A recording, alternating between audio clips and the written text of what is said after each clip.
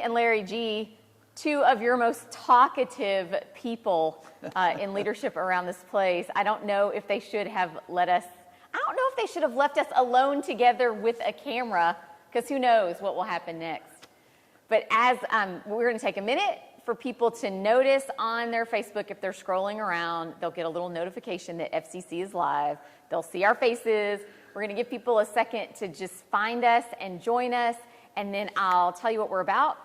And I have a little bit of guided conversation, just a quick outline of things I think you're going to want to know, things I wanted to know, and things Larry can tell us because he's in the know. All right, so you good to go anytime I'm ready to roll? I'm ready to go. He's ready to go. Okay. Hey, if you're just joining us, it's Reverend Ginger and Reverend Larry.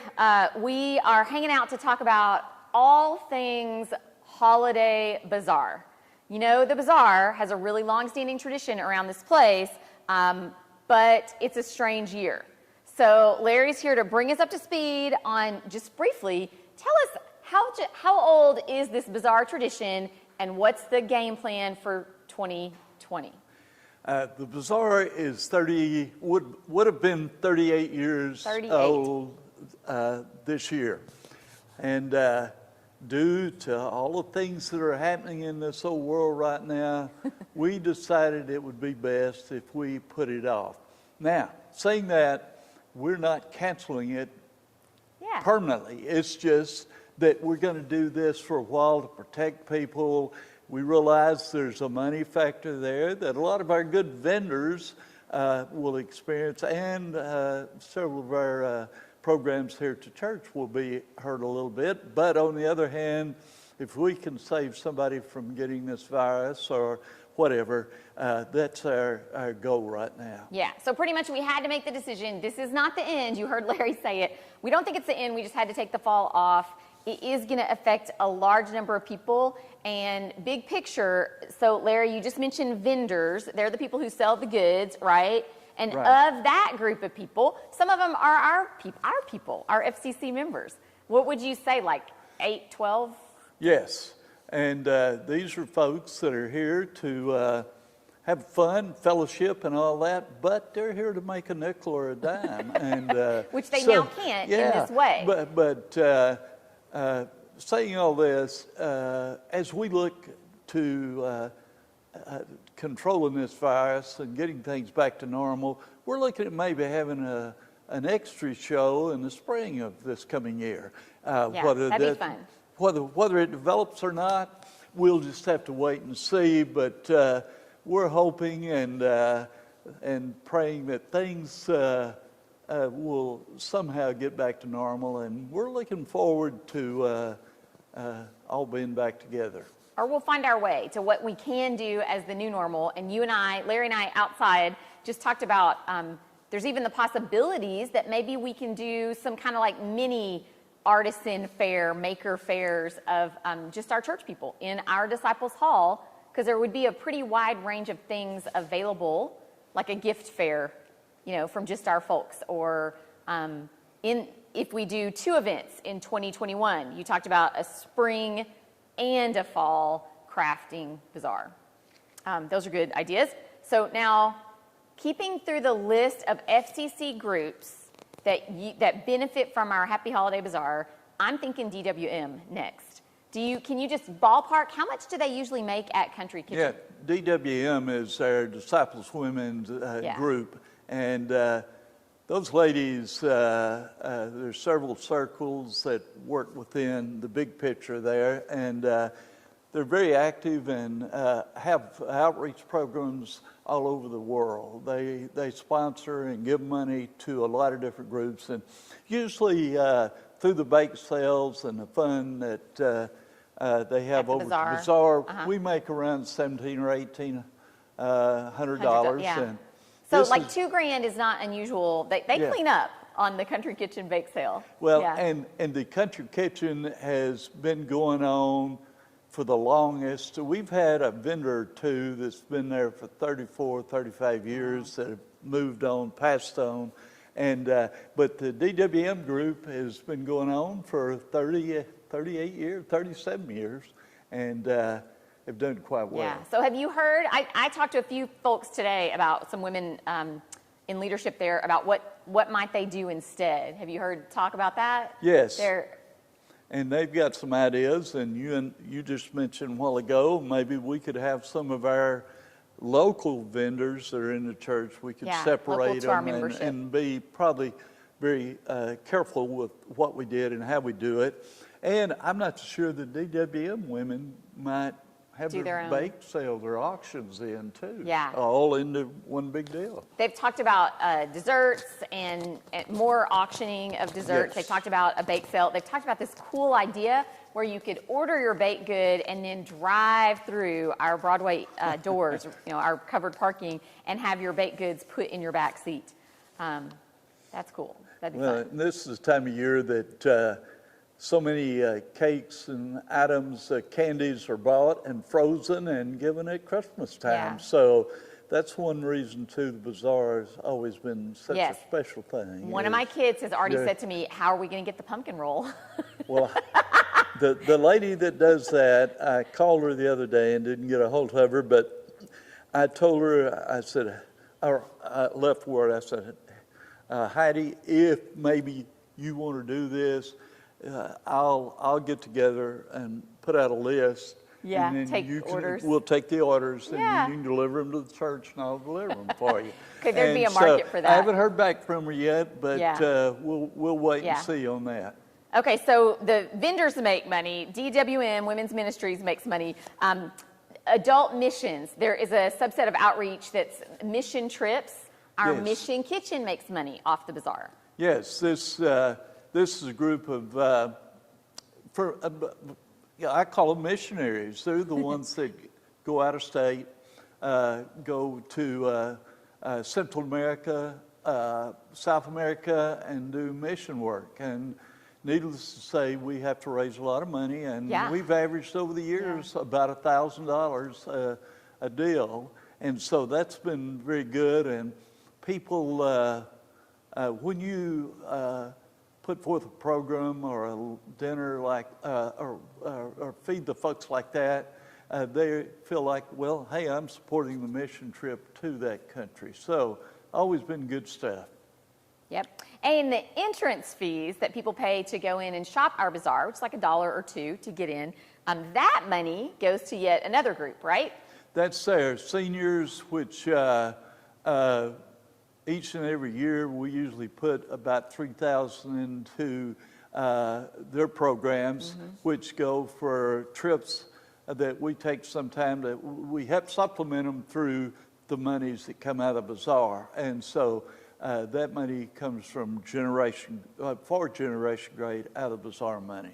Right. They also benefit from the bazaar. Okay, so I'm ballparking like that's probably $6,000. How much money are you think we're talking that different church entities would have received because of the bazaar? 5-6 grand? Yes, we probably along the way somewhere we average just a little more than that, but there's always a lot of expenses, advertising, other certain things that come up, but it's pretty much, it's very much self-sustaining and does well. And another reason why we want it back, right? It's doing a lot of good around here that maybe we don't all see, and we don't always get the big picture report because you just know how your group did or how how your group benefited from the bazaar, and maybe you've never heard Larry tally up all the different places the money goes. It's a lot. Well, there's another thing there too, Ginger, that's not always we don't always think about it, and that is our minister, Chris Pulliam, always gathers all the vendors together, and he thanks them for coming, and then he has a prayer saying, hopefully you'll have a good day. And so the church is brought into the picture through that, and we feel like just letting those vendors know and all those that are already coming through the doors that, hey, this is a church function, and we very much hope to promote all this through our church. Chris gets all the ministry points for this thing that he does, because I think it happens at like 7 a.m. The vendor prayer, doesn't it happen before you open, right? At 9 o'clock. Quarter till 9. I was giving him bonus points for being there early, but he's always there before the doors open, and it's kind of like it's a good press, a good publicity prayer, because I know people in the community who weren't necessarily aware that I work for this church and am a minister here, and they'll compliment the way the bazaar was run, and that your minister there, he just said the nicest prayer for us. And I think what they like is they kind of get the vibe of this place. In the way that Chris prays, it's inclusive, and it's kind of like focused on our bringing us together and celebrating what's good between us, and just lifting up those things that unite us instead of focusing on things that might divide us. So it is like a moment that FCC gets good play. There, that time I thought was 7 a.m. Well, see, I could have been praying that prayer all along if it happens at 9. I'm awake at 9. Well, one thing that is always said to me, you have a lot of vendors that are very dedicated to their faith. And when you show that your church willing to bring the church into what you're doing, it's always been positive. We have so many vendors that thank us and say, we just appreciate their prayers and the time that we celebrate together. Yeah. And that one thing that I always enjoy is the fellowship of meeting so many neat people out there. Oh, and yes, also the kind of folks from FCC who volunteer, it's always been the most fun people. It's always been, people who like to laugh as they do the jobs, even if it maybe is hard work prepping for this event. It's a nice it's a camaraderie, right? It's really a big part of the fall season around here. Not as much in the office as in your life, in your truck or wherever you happen to be. You've got all the details moving with you. But everybody's going to miss it, because we know it's brought us a lot of life, Well, the church has always known, an active church, a progressive church, is always known for the amount of volunteers they use. And last year, I wrote down everybody that's in our church that volunteered and helped with the bazaar, and I think it was 65. That's a good number. From the kitchens to through the parking lots to taking money to do all the things. So just a lot of good things happen to a simple event that, well, I say simple, it's not really simple. You get it together, but it's just an active event that promotes goodwill. So for all these reasons, we really are saying we want it back.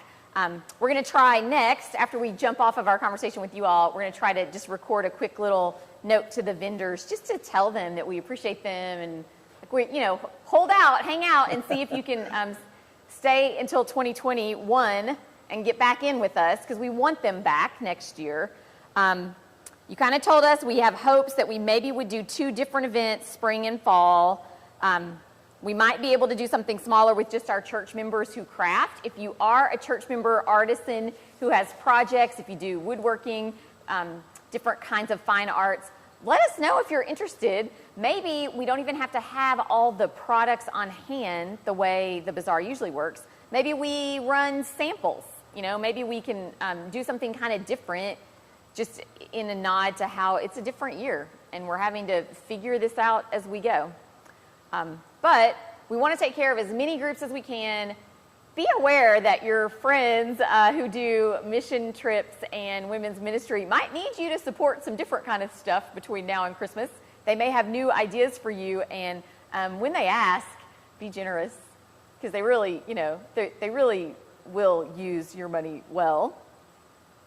Oh yeah, and Generation Great might come up with a fundraiser. Who knows? We might have all kinds of things going. Every holiday between now and Easter might be covered by a different smaller plan than the big bazaar. We don't know. But thanks for receiving all this good information. We trust that you're going to help spread the word among the community, because you'll be asked, if you're known as an FCC church member, your friends and acquaintances in Tyler will say, is your church doing the arts and crafts fair this year? You'll have questions. And now you can tell them, we're taking a break. This is a pause. We plan to be back in 2021. And I don't know, you got any other like messages you want to spread? Just one last thing. Feel free to call me or the church. We're all up to date on all the information. If you have any questions about not having the bazaar or maybe having one in the spring or next year, because we're just rained out this year. So, you know, that's one of those things that happens. Game called. Account of rain. Yep. And germs. Next week, we're going to do another church check-in, probably about this same time, and we'll be talking all things pumpkin patch, which is a go, and it's a little bit different situation, you should know, because it's outside. And the pumpkins being sold exclusively outdoors kind of makes it one of the few things that can be sort of normal, quote unquote, in our fall season. So we're really excited to bring back something that looks like a change in season, something that gives us a reason to gather and a place to be in the month of October. Talk to you more about that next week. Okay, thanks for stopping by Church Check-In. I think that's it. We're going to release him to go.